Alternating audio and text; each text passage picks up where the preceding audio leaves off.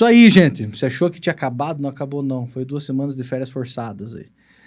O episódio de hoje a gente vai falar sobre... mais um React, certo, colegas? Mais um React.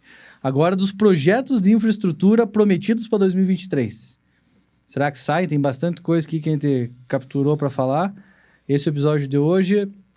Roda a vinheta.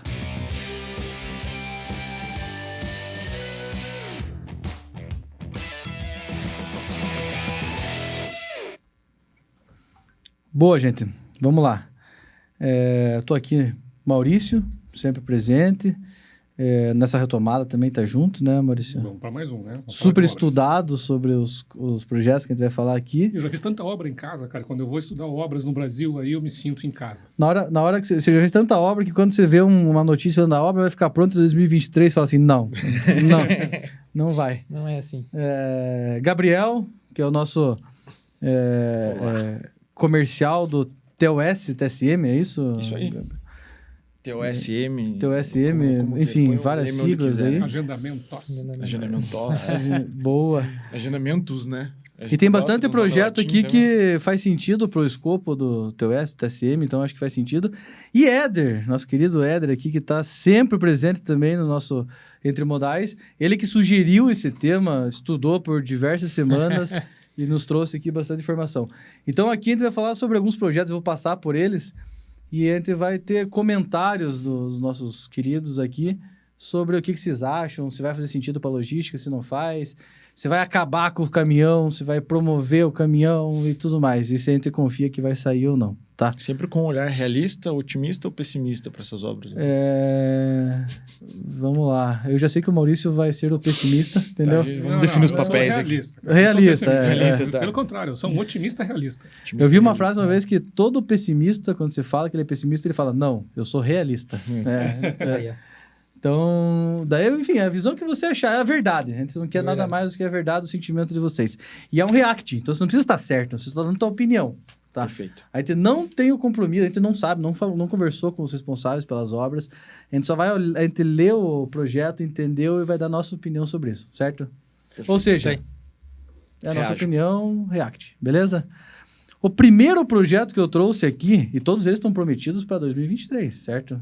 Então, Início de 2023. Início de 2023. Vamos lá. Túnel Itajaí Navegantes. Do que se trata? Quem que me conta? Acho que se trata de um túnel. Um túnel entre Itajaí Navegantes, aqui em Santa Catarina. Santa Catarina. Linka os 2 portos ali, né? Tem uma conexão direta. A previsão é iniciar em 2023, mas acabar em 2028, essa daí. Então, são 5 anos de obra ali. E é um ponto direto, é uma ligação direta em questão melhorar o fluxo dos portos. Itajaí Navegantes, principalmente Navegantes, está tendo recordes de exportação nos últimos anos. O trimestre de 2023 foi o melhor dos últimos anos. Então, tende a fluir melhor a movimentação e também a mobilidade urbana. A intenção do túnel é ser para desovar ali entre os portos, mas também vai ser um túnel composto de 3 faixas, em que uma vai ser exclusivo para mobilidade urbana, né, transporte público, e além da questão da logística, da questão da infraestrutura, também tem um projeto que vai junto nisso, que é a questão dos ônibus elétricos nesse túnel em si. São 2 projetos juntos que tendem a melhorar aí esse fluxo e essa evolução ali na região de Santa Catarina. Então, é bem legal. Para mim, é um dos principais projetos que a gente vai falar já na arrancada. Eu acho que para quem já passou por lá, sabe o quanto é ruim andar de carro. Sim. Só para quem já passou, quem já parou por lá. Né? Quem já parou por lá. Ou quem tentou passar por lá. Já tentou passar. Eu acho que afeta muito mais a mobilidade urbana. Sim. Aqui. Eu acho que a oportunidade para logística aí existe, obviamente, né? Mas acho que o grande ganho aí vai ser a mobilidade urbana mesmo, que vai ser muito bom. Essa parte do ônibus elétrico, isso eu acredito vendo, tá? Tá bonito o desenho, a maquete lá, que vai ter um ônibusinho fazendo um vir ali entre um lado e outro, né? Mas eu acho que a mobilidade urbana tem muito ganho. E eu acho que uma coisa legal desse projeto, e a gente tem acompanhado bastante, né, a evolução dos portos lá de Santa Catarina, inclusive fazendo um merchan aqui, Leopoldo. A gente vai estar num fórum que vai ter de Porto de Santa Catarina em junho, vai ter oportunidade lá de Onde que vai estar ser? participando junto, vai ser lá em Itajaí, se eu não estou enganado, tá? Você não tá enganado, tá? Não Tem tô que enganado. confirmar, então. Então vou confirmar. Mas é legal ver como ali em Santa Catarina existe bastante sinergia entre os portos, né? Eu acho que tem sido um case para todo o Brasil, né? De como o Estado tem se desenvolvido nessa frente, né? Então essa obra vem a calhar nesse sentido também, né? Porque tem muita, assim, troca, não só de informações, mas de negócio ali também entre o Porto Nave, né? Que é o Porto Navegante, e o Porto Itajaí também, principalmente na movimentação de container. Então tem muito terminal de container ali em Itajaí, que embarca ali navegantes e vice-versa, né? Tem essas trocas, então esse túnel vai ajudar e muito esse trânsito. A gente vê, né? Quando você tenta passar por Itajaí, ali você vê a quantidade de caminhões que carregam container que ficam andando pelas perimetrais ali, né? Porque estão fazendo esse movimento de um porto para o outro. Tem uma questão dos containers que o Porto de Itajaí, ele é especializado no container chamado, agora você me ajuda porque é a tua área, mas não me engano é reefer. O reefer, que é o frigorificado. O frigorificado. 30% de toda a movimentação de container do Brasil acontece em Santa Catarina e 15% é no Porto de Navegantes. Isso se deve principalmente por causa da exportação de carne. Uhum. Então, uma coisa que também, a previsão da obra é finalização em 2028. Uma coisa também analisando o cenário até político e comercial do Brasil. A gente tem cada vez mais estreitado a aliança ali e estreitado o relacionamento com os povos, com as nações asiáticas lá, principalmente na exportação de alimentos, né? Então, sem dúvida nenhuma, em questão comercial, em questão financeira, em questão de próximos passos do Brasil em si, isso é importante pra caramba, porque ajuda a melhorar essa movimentação e ajuda melhorar a a manter competitividade esse da volume. região, né? Exatamente. Não tem uma oportunidade aí para transporte de barco pequeno ali também, que acho que é cabotagem que fala, entre um porto e outro para resolver essa questão e inclusive liberar ainda mais a parte terrestre? Eu não sei se existe ou não, ou é muito próximo para compensar o trabalho de carga e descarga? Eu iria nessa linha, sabe, Maurício? Eu não tenho, assim, com precisão esse dado, mas eu diria ali que são portos muito próximos. Eu acho que não acaba inviabilizando essa questão de cabotagem, mas é um bom questionamento. Acho que como origem de cabotagem para outros portos mais distantes pode fazer sentido, né? Tem Itapoá também perto, tem São Chico, tem, enfim, Santa Catarina está bem servida ali, né? E se você me permite, Leopoldo, até desconstruindo o teu script, hein, mas eu acho que faz muito sentido a gente já fazer o link com o túnel Guarujá-Santos, né? Que o intuito é bem parecido. Inclusive, foi inspirado, né? Foi inspirado no Esse projeto. É outro projeto. É outro projeto. Inspirado ali no projeto do túnel Guarujá-Santos, tá? Que também é uma obra que visa atender tanto essa questão, né, de transferência de carga de lá é um porto só, né? Mas são dois lados. Né? Dois lados. Eu tento achar o nome mais técnico aqui, mas... Two sides. É um porto two sides. E também tem esse objetivo, né? E também ali um dos focos, né, para tentar viabilizar esse projeto foi a questão da redução do CO2, né? De você evitar fazer uma volta que tem para fazer de um lado ao outro do porto via rodoviária, e daí você encurtando essa distância, ter uma redução significativa ali de emissão de gás carbônico, de poluentes. Esses dois projetos, eles são projetos estatais, projetos privados? Vocês têm essa informação? Se não me engano, os dois são estatais. Os dois são estatais. O Santa Catarina eu sei que é estatal. Beleza, enfim, como o porto é do estado, certo? Sim. Isso. Legal. Eu sei que os portos de Santa Catarina têm um movimento grande de privatização. Até estava vendo recentemente, tinha um embate sobre a possibilidade de armadores tomarem conta desses portos, né? Pela questão ali de compliance, né? Conflito de interesse. Mas em Santa Catarina eu sei que tem um movimento grande quanto à privatização de portos ali também. Para você que é leigo, Gabriel, chama duas margens, tá? Duas margens. margens. Perfeito. Direita e margem esquerda. Margem direita e margem esquerda. Perdão, Como que eu esqueci Maurício, isso? Não é two sides, é margens. Esse tempo que o Maurício ficou fora, ficou estudando, né? Eu preciso tirar um tempo também. Bom, a gente falou do túnel Itajaí Navegantes, túnel Guarujá Santos também é início 2023, é isso? Esse projeto ele está um pouco mais avançado, mas também é início 2023. Uns dados aqui, né? Visa reduzir em 25 minutos o trajeto, né, de Guarujá para Santos e uma redução de até 72 toneladas de emissão de gás carbônico. O projeto está começando agora. Estão fazendo um estudo lá agora do método construtivo e tudo mais. E estudos começam agora e o início é 2028, tá? Perfeito. E o plano em si é construir uma PPP, parceria público-privada. Então, pelo que eu vi aqui do governo, eles querem trazer também iniciativas privadas para agilizar o processo. Boa, a chance de funcionar é maior, né? Tem bastante interesse envolvido. E um investimento aproximado de 3 bilhões, né? Estimado em 3 bilhões lá no túnel Guarujá-Santos e um investimento de 1,2 bi ali em Santa Catarina, no Itajaí Navegantes, pela extensão ser menor, né? Vocês acham que isso pode trazer mais negócios?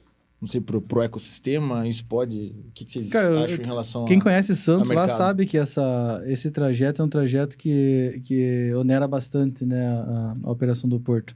Acho que isso com certeza dá mais fluidez, diminui trânsito, melhora a parte de mobilidade, porque o Porto de Santos é literalmente no meio da cidade, né? Então, eu acho que essa conexão entre as duas margens vai trazer bastante benefício. E os operadores logísticos, eu acho que vale ficar ligado nisso que você falou para a gente, né, Gabriel? O operador logístico precisa transportar uma coisa de um porto para o outro, até para ele prestar um serviço mais completo para os clientes dele.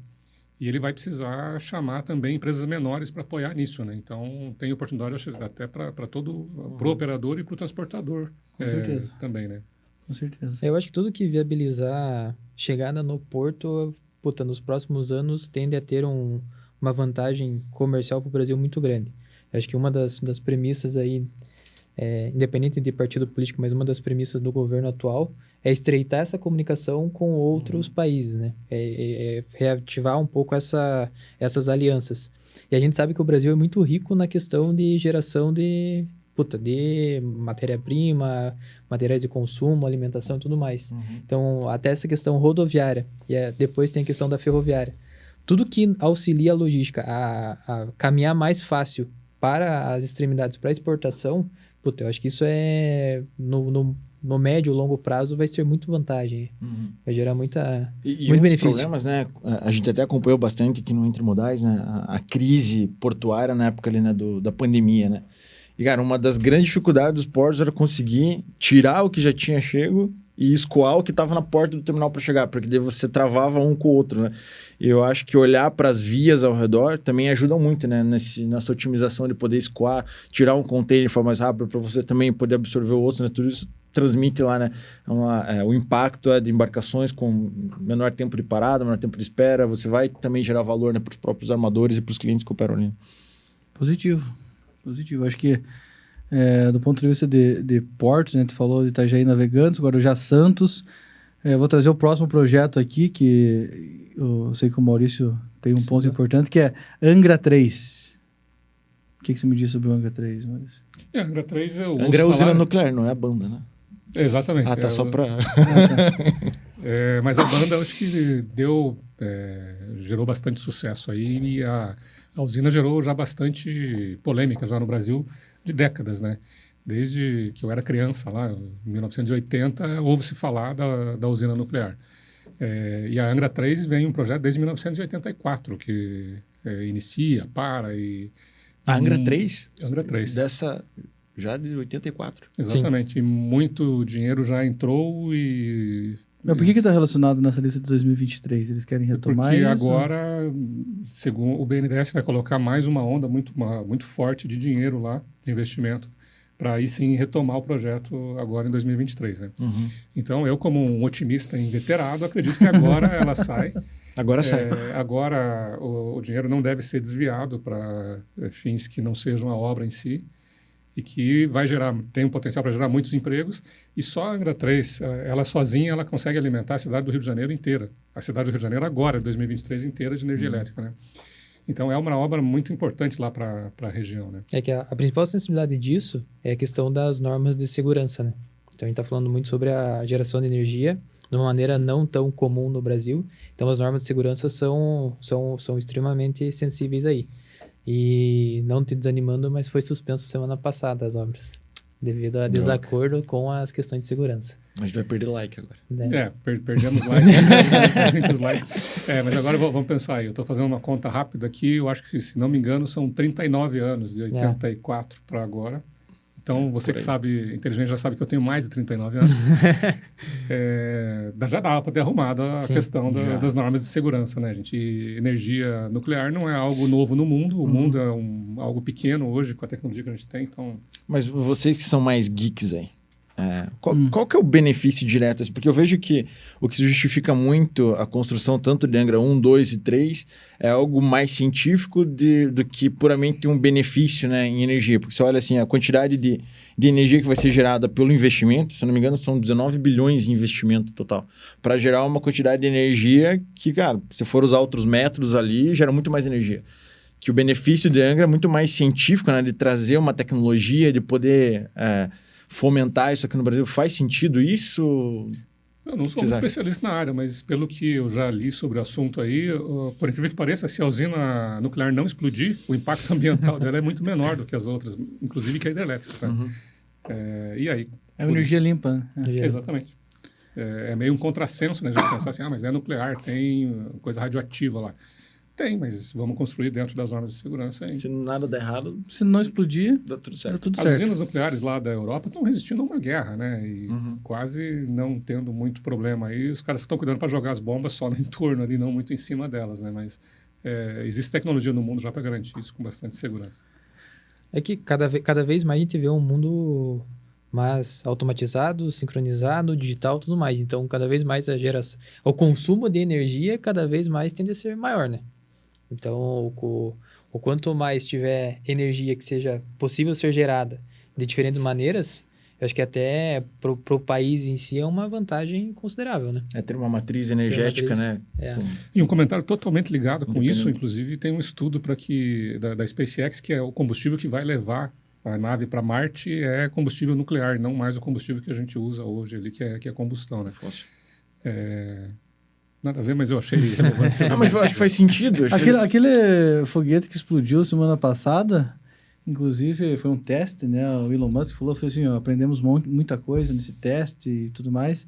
É uma boa justificativa quando dá errado, né? Não foi um teste, a gente queria aprender. Acho que é um pouco da mentalidade de inovação, né? Enfim. Mas ele, apesar de não estar listado entre os projetos aqui, porque não é no Brasil, mas ele tem o objetivo de, quando der certo, né? E não explodir, levar pessoas e cargas para a Lua e para Marte. Né? Exatamente. Mas é um ponto importante de você pensar. É um novo modal. Sim, né? No ponto de vista estratégico, né? É muito importante para um país ser forte na matriz energética nuclear, né? Porque, cara, você fala de guerra, é a primeira coisa que falam, né? Arma nuclear, capacidade nuclear de um país. Então, acho que tem esse viés também, né? Estratégico para o país. Não sou um especialista também em guerra, né? Mas...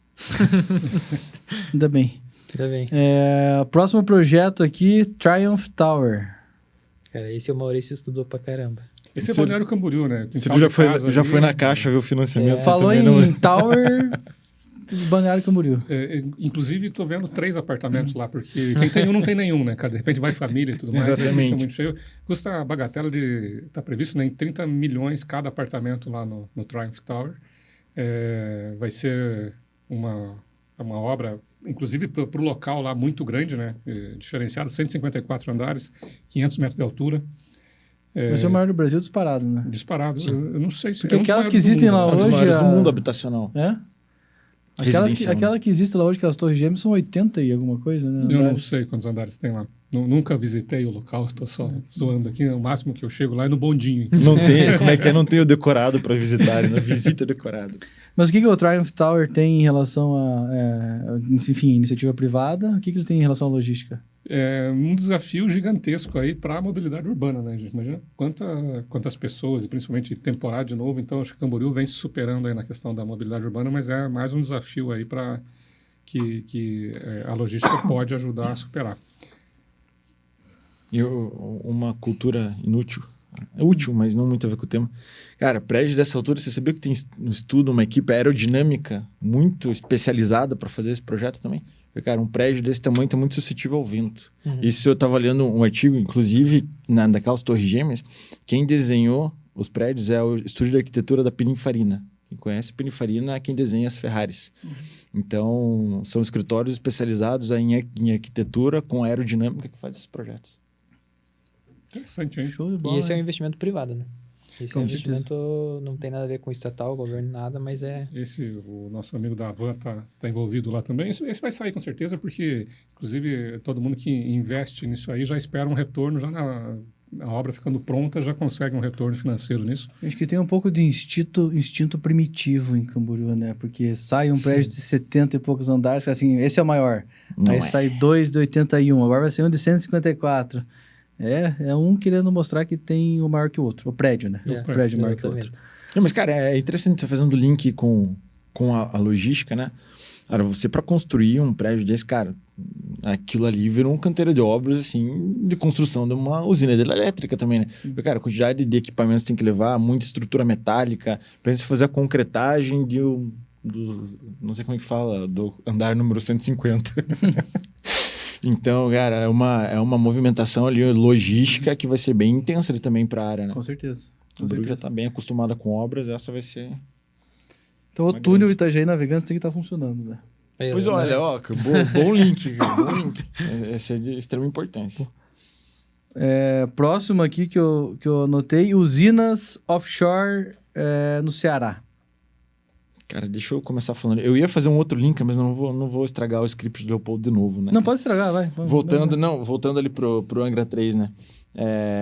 Essa usina, cara, tem um investimento muito parecido com o de Angra 3, acho que está em torno de 18 bilhões. Cara, gera uma quantidade absurdamente maior de energia. São 4 gigawatts comparado com 1,4 megawatts de Angra 3. Então, até por isso que eu perguntei, né, cara, será que fecha a conta, né? Você investe tanto para ter um retorno energético muito pequeno, né, em relação a outras matrizes energéticas. Uhum. Então, essa obra ali, né, de usina offshore, né, usina eólica, né, são aqueles cataventos gigantes, né, colocado em alto mar, que é onde tem uma incidência de ventos mais forte e de forma constante, né. Então, é uma obra bem interessante. Só Isso que me chamou a atenção essa quantidade de investimento muito parecido com o Angra 3, por uma quantidade de produção energética muito maior. E isso tá iniciando em 23? Como que é? Inicia em 24. Inicia em 24. 24. Previsão até maio de 26 para concluir.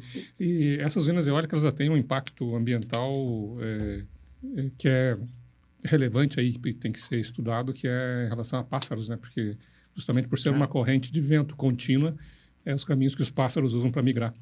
Então, e aí eles têm que acertar entre os ventiladorzinhos ali, né? Então, Cara, eu não tinha pensado nisso, cara. E um dos impactos que eles estudam e que eles buscam contornar é justamente essa questão dos pássaros. Tem estudos fora do Brasil, inclusive, usam inteligência artificial para contornar isso, que ao detectar, me fugiu o nome agora, bandos de pássaros voando ali, é outro nome, não é bando nem manada, mas... Um cardume de pássaro. Um cardume de pássaros voando. Boa. Ele para... Uma matilha.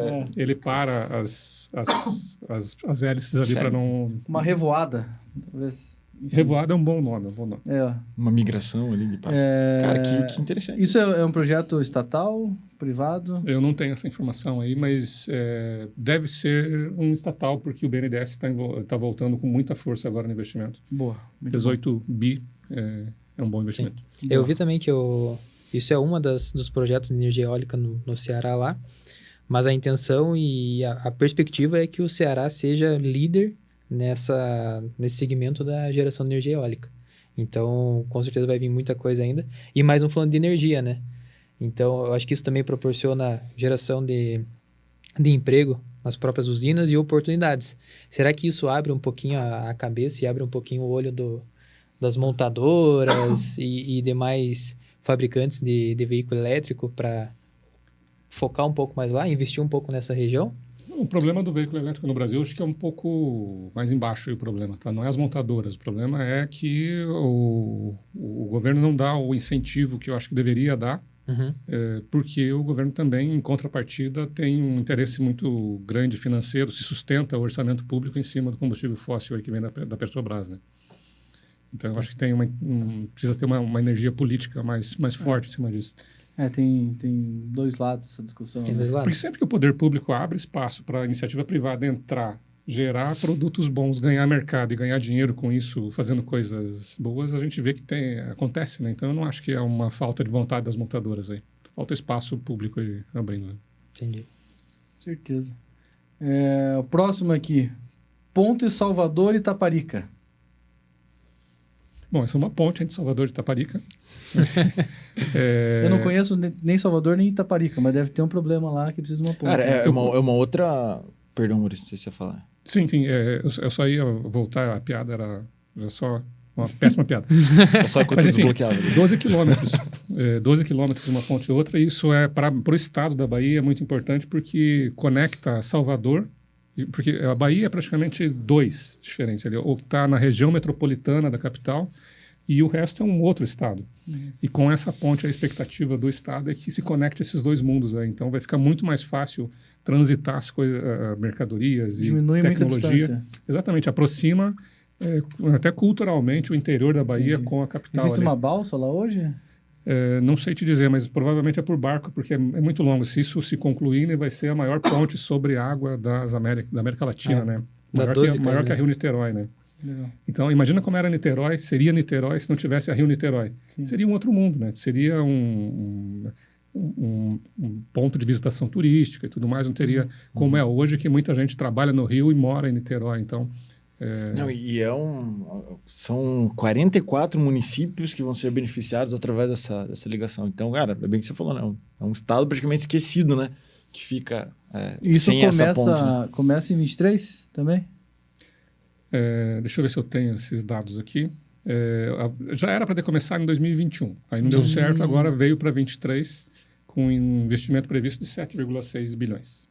Prazo de 4 anos para terminar. Daí vai terminar lá por 27, aí 28 para dar a limpeza da obra. E Salvador é uma região ali que também tem avançado bastante na questão de operação portuária, né? Então, isso também faz sentido, né, do ponto de vista logístico, né? Com certeza vai ajudar no escoamento e também, né, de produtos ali, tanto na chegada de produtos. Tem investimento de fora, né? Tem investimento numa concessionária chinesa para fazer isso acontecer.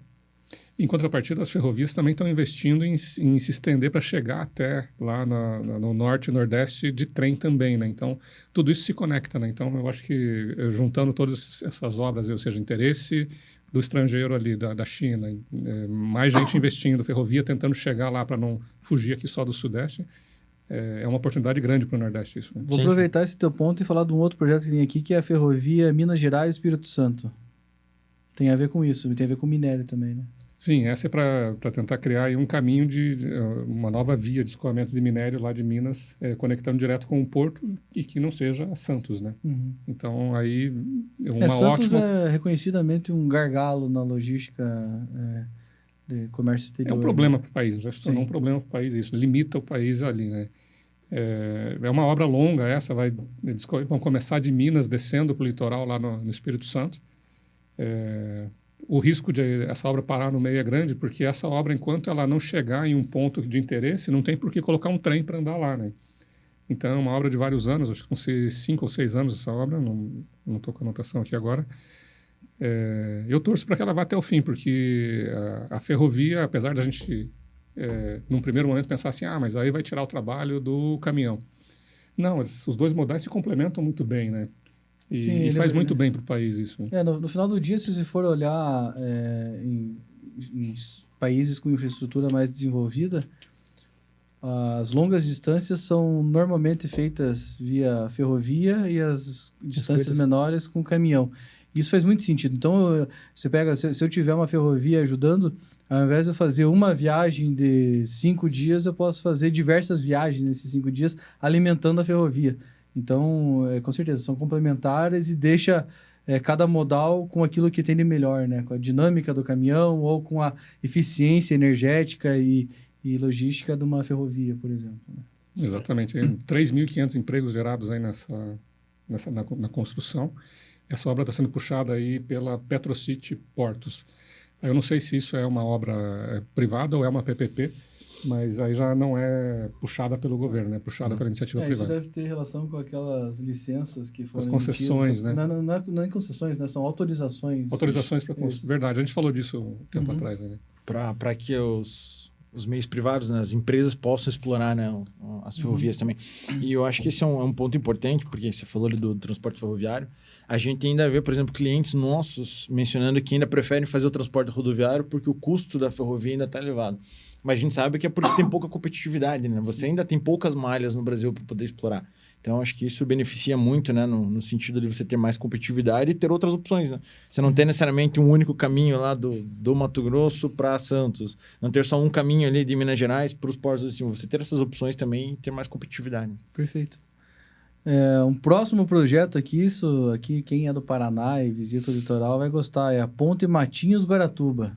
Só de não ficar na fila do ferryboat já... Porque o ferryboat ali atrapalha. E a gente só tem a dor no verão, no na final de temporada.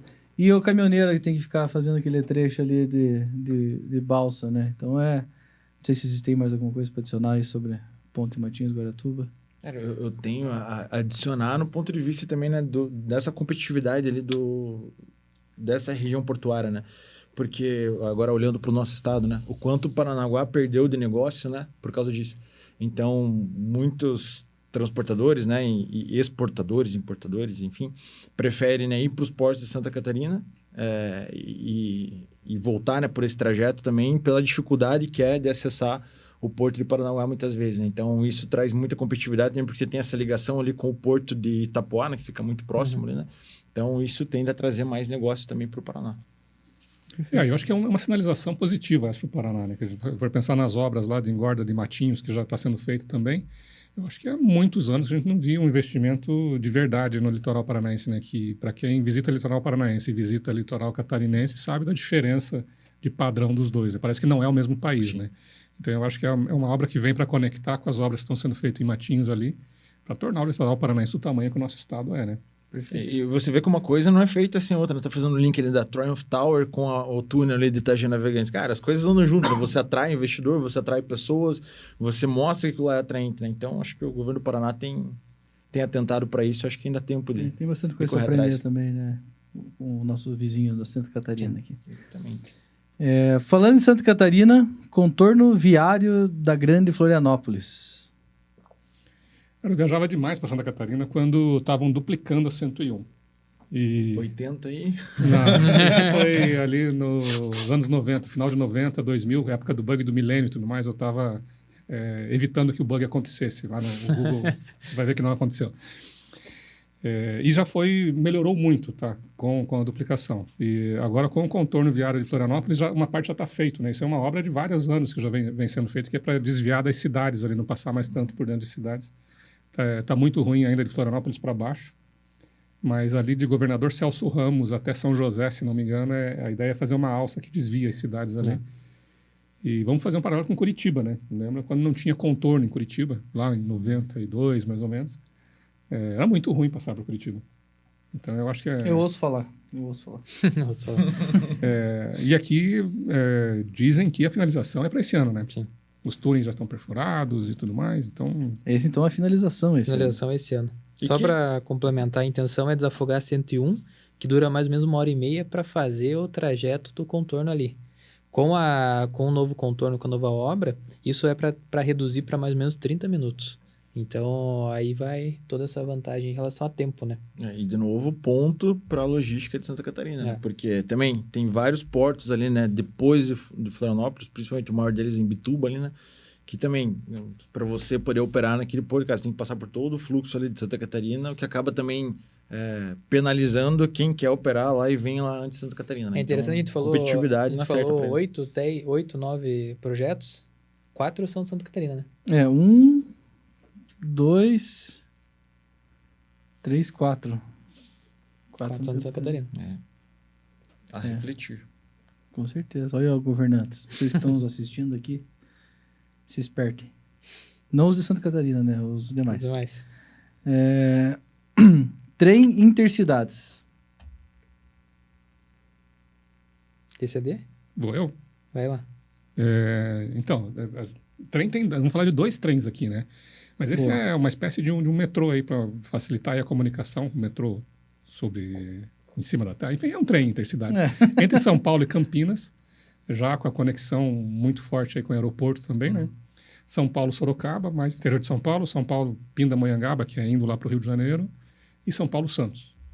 Então é muito mais aí mobilidade urbana também, tentar tirar um pouco de carros aí das rodovias, né? Isso tá para começar ou para... Deixa eu ver minhas anotações aqui. Eu lembro que esse trem São Paulo, Campinas, já faz tempo que é falado, né? Não estou com as datas aqui. Mas tem relação com 2023, ou... Ou eles estão fazendo estudo agora, ou estão começando a obra aí, né? Uma pergunta para os conhecedores também. A mesma malha que opera de passageiros pode operar a de... Não, são de cargas também. Não, são diferentes. Você pega o trem de mobilidade de São Paulo lá, ele não opera carga. Então é diferente. Mas nesse projeto, será que tem algum viés aí de poder utilizar para as duas coisas? Não tem essa informação aqui dos meus... Acho que esse projeto do trem intercidades a gente vai ficar devendo agora. Se pensar num last mile ferroviário. Last mile ferroviário é quase uma ofensa ao modal, né? Mas, pois então, tipo, cara, você chega num centro de distribuição ali em Campinas, cara, você precisa levar um fracionado ali para São Paulo. Aí tem que pensar, né? O tempo de viagem em Campinas-São Paulo vale todo o tempo de operação. O tempo de operação de uma ferrovia é maior do que o tempo de operação de uma rodovia. Então, eu acho que isso acaba pesando, né? Faz sentido na ferrovia quando as distâncias são longas, né? Do ponto de vista de logística de carga. Aqui eu acho que a ideia é buscar mais passageiro mesmo, é tirar carro ali daquele miolo de São Paulo ali, que também é muito pior do que passar em Florianópolis, é passar em São Paulo, né, na marginal ali, né? Boa, e falando em trem, tem o Trem Bala Rio-São Paulo. Esse é coisa linda. Esse a gente ouve falar desde a Copa de 2014, só pra você não falar que eu sou falando dos anos 90. Desde quando eu andava lá e era estrada de chão. É o sonho do Brasil ter o trem-bala e tudo mais. Muitos políticos ganharam muitas eleições em cima disso. Agora a previsão... Já foi criada uma empresa, né, que vai tocar essa obra aí. A empresa está fazendo os estudos, previsão para começar as obras em 2025. Mas a gente já ouviu falar isso em várias outras oportunidades aí, né? A minha preocupação esses estudos que a gente fala assim, já teve isso e não começou, é que muito dinheiro já foi investido. Sim. Então, muita gente já ganhou para fazer os projetos, para fazer os estudos, fazer análise de impacto, fazer um monte de coisas. E é isso que eu acho que é importante a gente quebrar esses ciclos no Brasil, né? De ter mais acabativa do que iniciativa, né? Começa menos coisa e termina aquela coisa, né? É porque tudo é pago, né? Igual quando você vai fazer uma construção. Antes de fazer a construção, tem toda a etapa do projeto, o assentamento e tudo mais, e você paga por todas essas pré-etapas, né?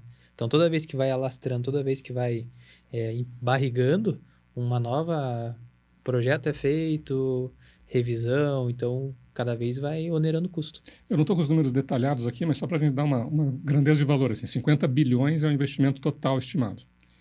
Vamos pegar do final para o começo. 10 bilhões disso, mais ou menos 20% disso é para comprar os trens. 35 é para construir a ferrovia e as estações. E o resto todo é planejamento, é essa etapa inicial, que já foi feita mais de uma vez. Então, fazendo rápido aqui, a gente está falando de 45, está falando de uns 5 bilhões, mais ou menos, que é investido nessa fase de estudo.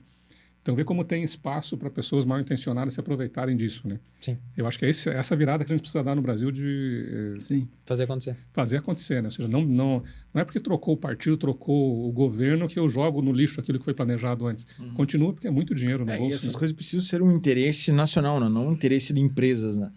Porque eu até, em outras notícias que eu já vi em relação a isso do trem-bala, um dos detratores disso é quem mantém, por exemplo, a rodovia São Paulo-Rio, porque lá tem muito movimento, então se extrai muito lucro daquela rodovia do fluxo de veículos, né? Pô, por que eu vou... Qual que é o meu interesse em deixar uma obra dessa de trem-bala e eu vou perder movimento, né? Então, isso tem que ser um interesse nacional e colocar, né, o que é benéfico para a população, né? Não o que é benéfico para somente para a empresa. A gente sabe que tem um capital interessante que é importante para a competitividade, mas aquilo que é importante, né, para a população. Senão vira uma... Aliás, eu passei na Dutra recentemente, 2 semanas atrás, comentário aleatório, tá? E é interessante como você, passando de São Paulo, indo sentido Rio, como tem opções para você parar para almoçar, restaurantes e coisas boas. Porque você está se afastando do centro comercial ali. Mas no sentido contrário, quando você está ali, depois de 200, 300 quilômetros do Rio, em sentido São Paulo, você não acha nada, está tudo abandonado, aquelas coisas assim. É só do outro lado da rodovia, mas é uma diferença de padrão gigantesca, assim. Acho que justamente é pela proximidade do centro comercial e para ver como esse interesse comercial é presente lá na região, né? Mas faz sentido. Isso tem que ser... As pessoas não podem ter visão egoísta nisso, né? Senão os criadores de cavalo nunca iam ter deixado os montadores de carro surgir, né? Enfim. Faltam mais 2 projetos só. Porto Sul.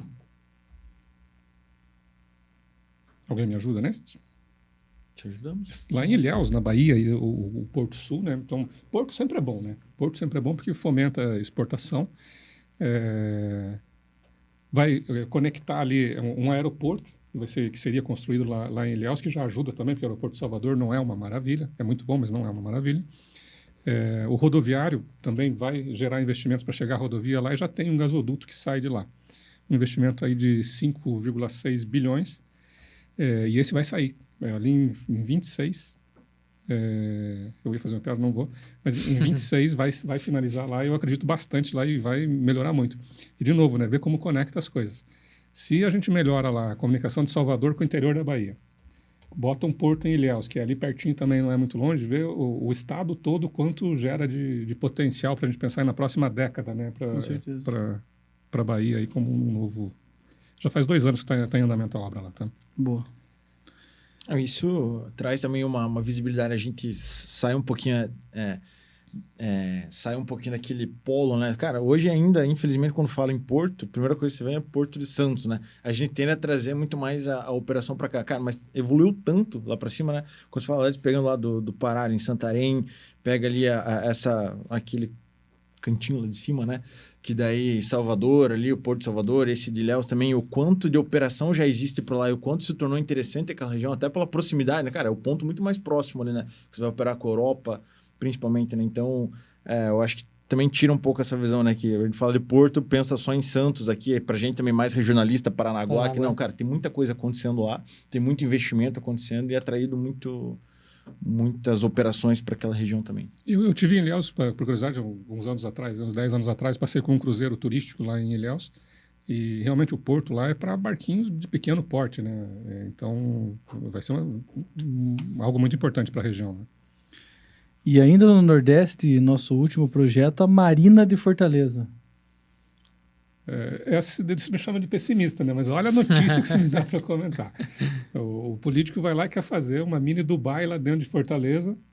Será que ele não poderia...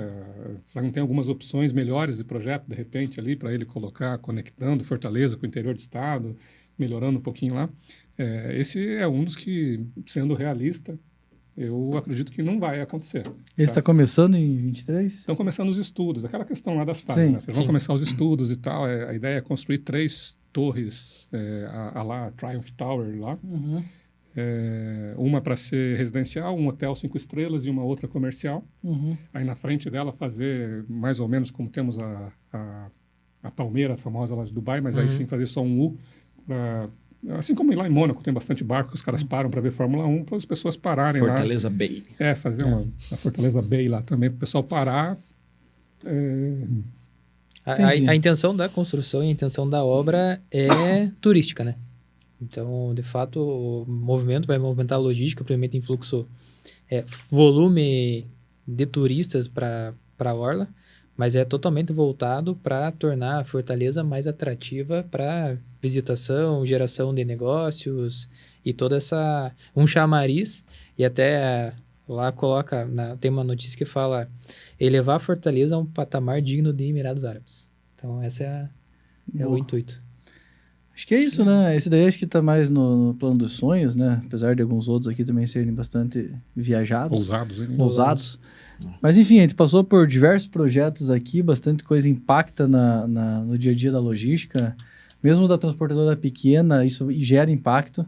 E são projetos que ou estão começando, ou estão em andamento, ou próximos de acabar. Então, se você aí trabalha no nosso segmento, e aposto que sim, é bom ficar ligado nesses projetos, porque tem uns aqui que é promessa, tem outros que já está próximo de sair. Tudo aquilo que a gente falou de Santa Catarina bastante, tudo aquilo que está vindo de Santa Catarina, a gente já sabe que a chance de sair é muito maior, porque a gente está vendo aí nos últimos anos esse desenvolvimento de forma acelerada. Certo? Exatamente. E é bom, né? É bom ver isso. A gente passou, né, por um período de eleição de muita incerteza, né? Mas começar, assim, ainda começando o ano, né? Já estamos no mês 5 quase, mas é bom ver que esses movimentos estão voltando, né? Tem se falado de investimento independente, né? da situação política, partido, né? É importante a gente saber, né? É importante para o país isso, né? Saber que está se movimentando muita coisa no sentido de infraestrutura, né? Perfeito. O do Paraná eu acredito muito também, ali na ponte de Guaratuba ali eu acredito bastante, e eu acho que tem oportunidade aí, né, pro transportador pensar ali, bom, então vai ficar mais fácil eu sair de Paranaguá, chegar em Itajaí, ou Itajaí para os outros portos de Santa Catarina. Então, acho que tem muita oportunidade aí para a gente pensar em serviços novos e especialidade, né? Formas de precificar diferentes também, né? Sim. Então, E também a gente falando de alguns projetos que têm investimento, né, de fora, é importante ver, né, que o Brasil continua sendo uma vitrine, né? E tem muito ainda a se investir, né? E quanto mais a gente atrai o dinheiro para cá, é bom para todo mundo. E fundamental é não esperar o mercado para reagir, né? Porque uma oportunidade é o transportador esperar ver o que o mercado vai fazer, e quando mudar a precificação ou mudar os serviços prestados, ele vai na onda, né? Uhum. E outra é ele criar a própria onda, né? Ou seja, é olhar para tudo isso que a gente comentou aqui e ele desenhar o futuro da empresa dele e criar essas oportunidades, né? Positivo, gente. Muito obrigado pela contribuição de vocês aí. Acho que a gente gerou bastante curiosidade e conteúdo para o nosso público. Obrigado, Maurício, Éder, Gabriel, por terem estudado bastante para falar aqui hoje. E o dia que sair a Marina lá de Dubai, Fortaleza, vocês podem tirar sarro de mim, tá? Eu vou aceitar. Obrigado, Maurício, pela experiência que trouxe ali de 1980. Cara, você tá brincando numa área que eu não recomendaria com o Maurício. Eu tô agradecendo a experiência que me trouxe. Mas tá bom. Gente, muito obrigado, uma ótima semana para vocês e valeu. Vocês, minha babona.